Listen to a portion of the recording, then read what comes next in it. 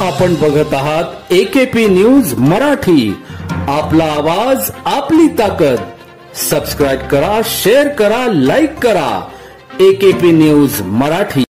नाशिक शहर पोलीस आयुक्तालयातील उपनगर पोलीस ठाणे हद्दीतून 27 सप्टेंबर रोजी jail road, Narayan Bapunagar, Nashik road येथील सुवर्णा सचिन जगताप यांची स्कूटी क्रमांक MH15 FZ0677 चोरीला गेली होती। याबाबत त्यांनी उपनगर पोलीस ठाण्यात तक्रार दाखल केल्यानंतर त्याचा गुन्हा दाखल करण्यात आला होता।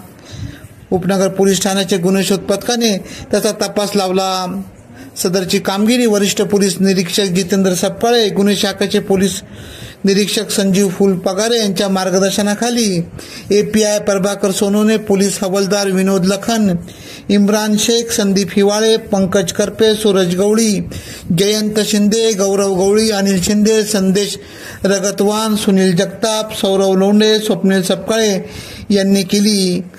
तसेच विधी संघर्षित बालकास जुना सायखेडा रोड, लक्ष्मण नगर, जेल रोड, नाशिक रोड येथून ताब्यात घेत त्याच्याकडून स्कूटी, मोटरसायकल, मोपेड हस्तगत केली।